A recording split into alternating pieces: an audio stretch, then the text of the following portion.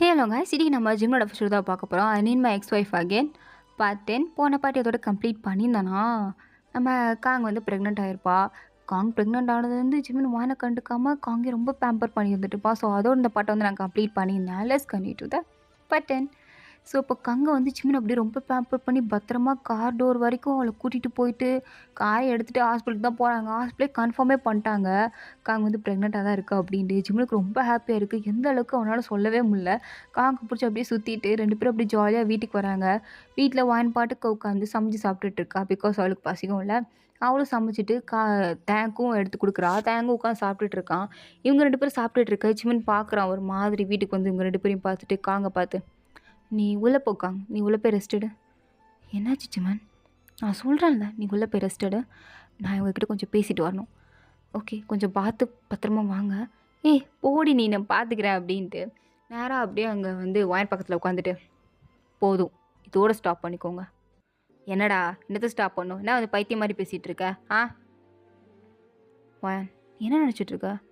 என் தம்பி என்ன உன் வலையில் விழ வைக்கலாம்னு நினச்சிட்ருக்கியா? சிம்மன், இதுக்கான பதிலை நான் ஆல்ரெடி ஒன்ட்டு சொல்லிட்டேன்.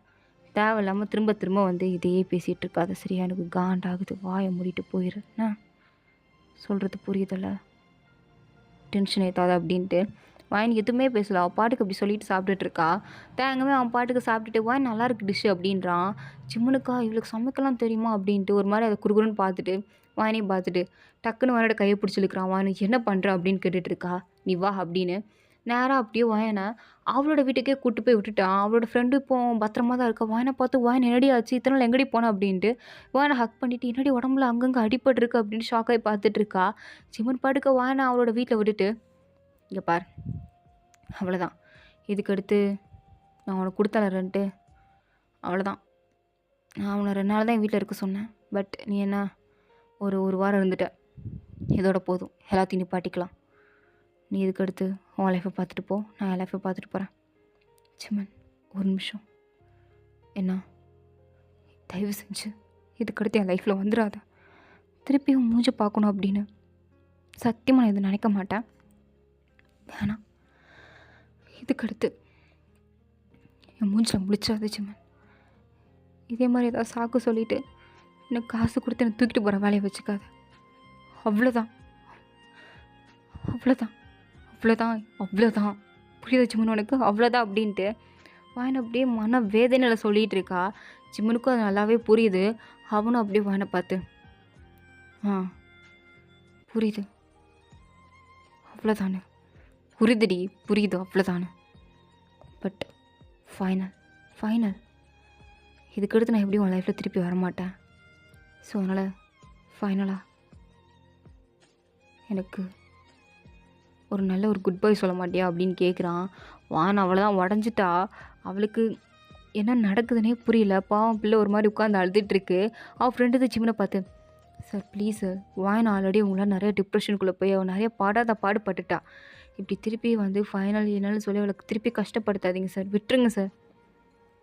நான் அவளை கஷ்டப்படுத்துக்காண்டி இதை சொல்ல. ஏன்னா ஒரு நல்ல குட் பை சொல்லணும்ல, அதான ஒரு நல்ல ரிலேஷன்ஷிப்புக்கு அடையாளமாக இருக்கும். சொல்லணும் நான் அப்படின்ட்டு அப்படியே வாயினை தூக்கி அப்படியே ஹக் பண்ணுறான். வாயின் வந்து ஆனால் ஹக் பண்ணல. அப்படியே பாட்டுக்கு அழுதுகிட்டே நிற்கிறா. அவளுக்கெல்லாம் வாழ்க்கையே வெறுத்து போச்சு. என்ன வாழ்க்கை அப்படின்னு தான் இருக்குது. அப்போ சிம்மன் காதுக்கிட்டே இந்த ஒரு விஷயத்த மட்டும் தான் சொல்கிறான். நீ எனக்காக காசு கொடுத்தில்ல ரெண்ட்டு, அந்த காசுக்காக தானே இத்தனை நாள் என்னை தூக்கி வச்சு என்னென்னமோ பண்ணிகிட்டு இருந்தேன். நான் மட்டும் அந்த காசை உனக்கு திருப்பி கொடுக்கலனா நான் வேறு மாதிரி ஆயிடுவேன். என்ன நீ வேறு மாதிரி தான் யூஸ் பண்ணிக்கிட்டேன்னு அர்த்தம். வான் அப்படி இல்லை, நீ சொல்லுவ அப்படி இல்லைன்னு, ஆனால் எனக்கு அப்படி தான் தோணும். அதனால் நான் அந்த காசை கொடுத்துருவேன். உன் அக்கௌண்ட் நம்பர் என்ன எனக்கு தெரியும். நானே எப்படியாவது அதை கொடுத்துருவேன். நீ அதை பற்றி எதுவும் கவலைப்படாத. நான் அதை பற்றி கவலைப்படலடி. நீ எதை பற்றி கவலைப்படாத, எனக்கு அதை பற்றி கவலை இல்லை சிம்மன் அப்படின்னு சொல்லிட்டு இருக்கும்போது சிம்மன் வந்து வாயனை அப்படியே ஃபைனலாக கிஸ் பண்ணுறான். வாயனுக்கும் இந்த கிஸ் அப்படியே எப்படி சொல்கிறது மெல்ட் ஆக்குது பிள்ளைய. அவளும் கிஸ் பண்ணுறா. 2 பேரும் அப்படியே கிஸ் பண்ணிவிட்டு சிம்மன் படுக்க திரும்பி பார்க்காம ஓடிட்டான். வாயனை திரும்பி பார்த்தா எதாவது பண்ணிடுமோ அப்படின்னு சொல்லிட்டு சிமன் வந்து போகிற வரைக்கும் என்னோட மூஞ்ச பார்க்கல. ஆனால் வாயன் அங்கேயே என்ன ஒரு மாதிரி போஸ்டட் ஆகி அழுகுறா. அவள் ஃப்ரெண்டு தான் வாயனை ஹக் பண்ணி, ஒன்றும் இல்லடி, ஒன்றும் இல்லை, ஒன்றுமே இல்லை, அழுகாத நீ, அழுகாதே, எல்லாம் கெட்ட கனவு நினச்சி மறந்துருப்பா நீ அப்படின்ட்டு அவளை கூட்டிகிட்டு அப்படியே வீட்டுக்குள்ளே போகிறா. ஆனால் வீட்டுக்குள்ளே போனாலும் வாயனை வந்து சரியாக சாப்பிட மாட்டேங்கிறா, எதுவுமே பண்ண மாட்டேங்கிறா. ஒரு மாதிரி பித்து பிடிச்ச மாதிரி தான் உட்காந்துருக்கா. வாயன், தண்ணி குடி வாயன், எனக்கு எதுவும் வேணாம், நீ இதெல்லாம் எடுத்துகிட்டு போ, எனக்கு எனக்கு எதுவுமே வேணாம், எதுவுமே வேணாம், எடுத்துகிட்டு போயிரு அப்படின்ட்டு வாயின் பாட்டுக்கு அப்படியே தான் உட்காந்துருக்கு. அப்போ கரெக்டாக தேங் வந்து கதவை தேடிட்டு இருக்கான். ஃப்ரெண்டு ஜியா தான் ஓப்பன் பண்ணி பார்க்குறா. தேங்கை பார்த்ததும், நீங்கள்? நான் தேங்னா யார்? சிம்மன் தம்பி, வாயனை பார்க்கணும். அப்பா சாமி, உங்கள் சவகாசமே போதும், எவ்வளோ தாண்டா இந்த பிள்ளைய கஷ்டப்படுத்துவீங்க? வாயனை பார்க்கணுன்னு வந்து ஆல்ரெடி உங்கள் அண்ணன் படுத்தின கஷ்டம் போதாதா? நடுத்தரில் விட்டுட்டு போயிட்டான், ஒரு வாட்டி விட்டுட்டு போயிட்டா, அப்புறம் 2வது வாட்டி விட்டுட்டு போயிட்டான். நீ வந்து என்ன சொல்ல போகிற?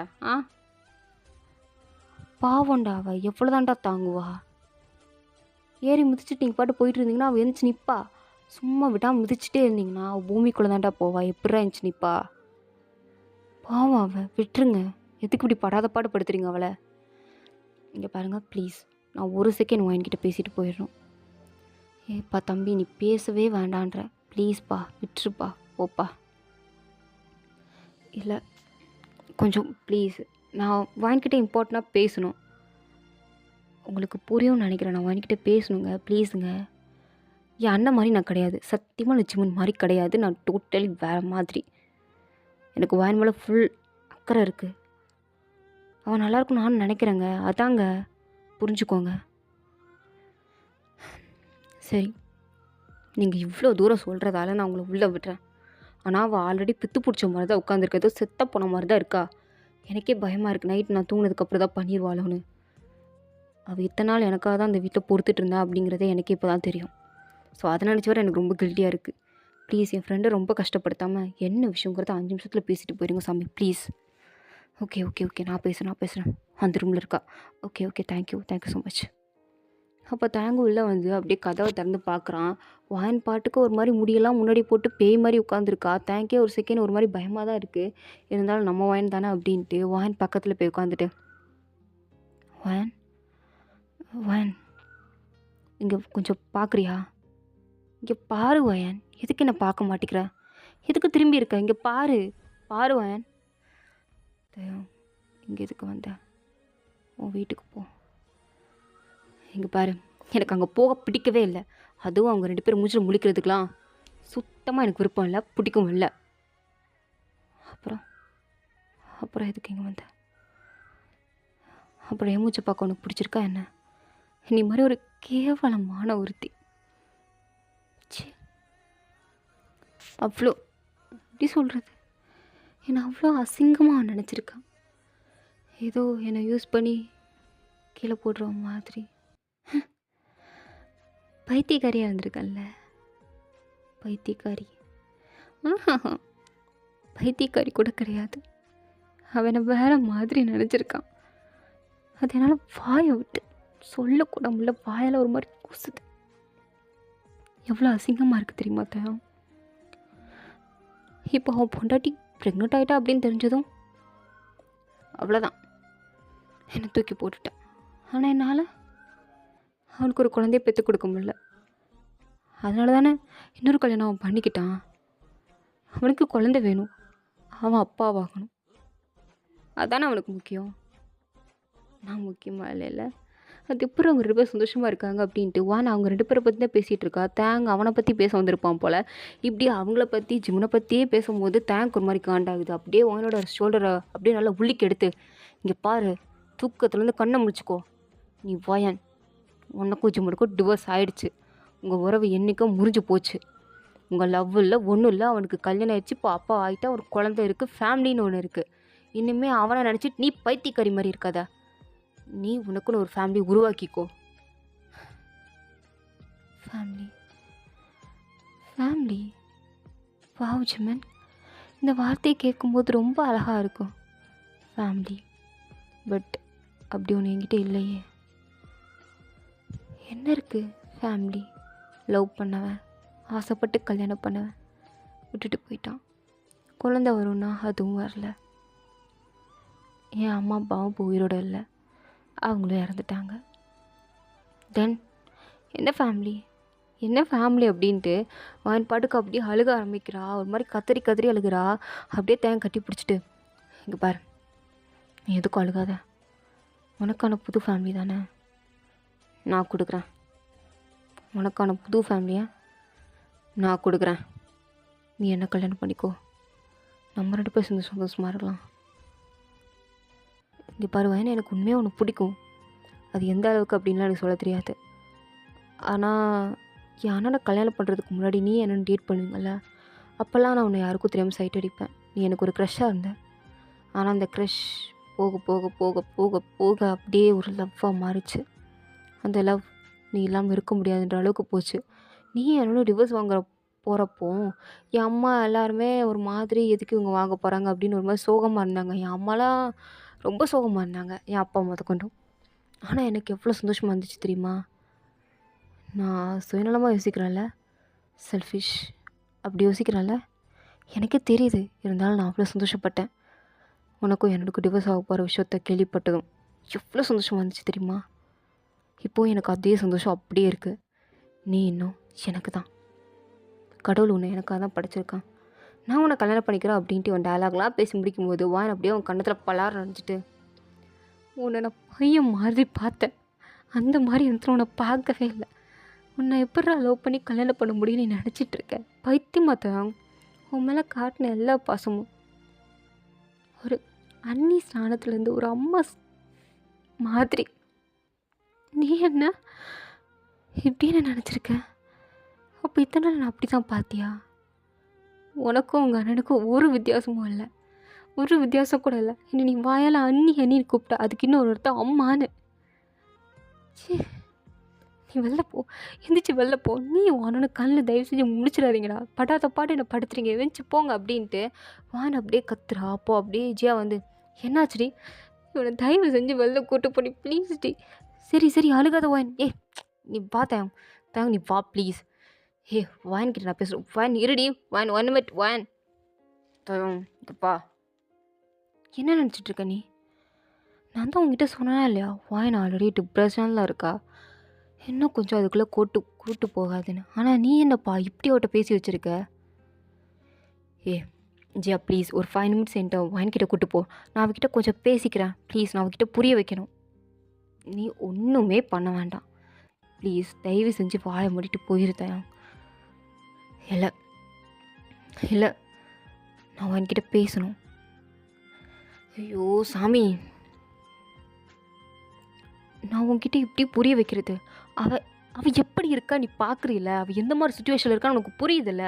திரும்ப திரும்ப ஏன்டா அவளை குறைஞ்சிக்கிட்டே இருக்கீங்க? இப்போ தான் உன் அண்ணன் ஒரு மணி நேரத்துக்கு முன்னாடி தான் கஷ்டப்படுத்திட்டு போனான். திருப்பி தம்பி நீ வந்து வெந்த புள்ள வேலை பச்சுற மாதிரி அவளை கஷ்டப்படுத்திட்டு இருக்கியா? தேவையில்லப்பா, விடு. உனக்கு தான் பேசணுன்னா ஒரு 1 week, ஒரு 1 month, அவள் நார்மல் ஆனதுக்கப்புறம் வந்து பேச வேண்டாம்னு சொல்ல, பட் நார்மல் முக்கியம். போ, தயவு செஞ்சு போத்தேன் ப்ளீஸ். அப்போது 1 மாதம் கழித்து பேசலாம்ல? நீ என்ன செல்ஃபிஷா? உன்னை பற்றி மட்டுமே யோசிக்கிறீல்ல? அவள் எவ்வளோ கஷ்டப்படுவா, அவள் எவ்வளோ பாடுபடுறா, அதெல்லாம் அண்ணன் நம்பர் தான்டா நீயும் அப்படின்ட்டு ஜியாவும் சொல்லி அப்படியே தேங்க வெளில தோத்துறா. தேங்கலாம் வாயன் வந்து திட்டி அமைச்சது கூட வலிக்கல. உன் அண்ணன் நம்பர் தான் நீ அப்படின்ட்டு ஜியாவும் சொன்னது வாயனும் சொன்னது தான் கடுப்பாக இருக்குது. எதுக்கு அவங்க கூட என்னை கம்பேர் பண்ணுறானுங்க அப்படின்ட்டு தேங்க் அவ்வளோ கோவம் வருது. ஸோ அப்படியே இந்த கோவத்துலேயே அப்படியே ஜிம்னோட வீட்டுக்கு போனான். ஜிம்னு அப்படியே கங்கு அப்படியே தாங்குன்னு தாங்குறான். அவளுக்காண்டி ஆரஞ்சு பழ ஜூஸ் போட்டு கொடுக்குறான், ஆப்பிள் கட் பண்ணி கொடுக்குறான். அதுவும் இல்லாமல் அவளை எடுத்து கூட சாப்பிட்டு விடாமல் அப்படியே ஊட்டிகிட்டு இருக்கான். கங் ப்ரெக்னெண்ட்டாக இருக்கா அப்படிங்கிற விஷயம் கேள்விப்பட்டது ஜிம்னோட அம்மா அப்பாலாம் வந்து கங் அதுக்கும் மேலே தாங்குறாங்க. ஏன் ஜிம்னோட அம்மா ஒரு படி மேலே போய் காலமைக்க விடாமா, நீ காலை நீட்டு நான் காலமைக்க விட்றேன், நீ குடும்பத்தில் வாரிசு நீ தான் கொடுக்க போகிற, அந்த ஃபைன்லாம் இருக்கா பாரு, கல்யாணம் ஆகி 2 வருஷம் வானத்தையும் கொடுக்கல, நீ பாரு கல்யாணம் ஆகி ஜஸ்ட் 1 வருஷம்தான் அதுக்குள்ளே ப்ரெக்னென்ட் ஆகிட்டேன். சே எனக்கு பேரனோ ஒரு பேத்தியோ சீக்கிரம் நீ பெற்று கொடுத்துருமா அப்படின்ட்டு அப்படியே ஒரு மாதிரி கொஞ்சம் கொஞ்சம் பேசுகிறாங்க. 4 பேரையும் பார்த்தா அப்படியே தேக்கிலாரி பலார் பலார்னு அரையிற மாதிரி இருக்குது. அவ்வளோ கோவம் வருது. ஸோ இதோடு இந்த பாட்டு வந்து கம்ப்ளீட் ஆகுது. தேங்க் வாட்சிங் மை வீடியோ. உங்களுக்கு பிடிச்சிருந்தா லைக் பண்ணுங்கள். ப்ளீஸ் மறந்துடாமல் சப்ஸ்கிரைப் பண்ணுங்கள். ஓகேங்களா? Tata bye, see you later.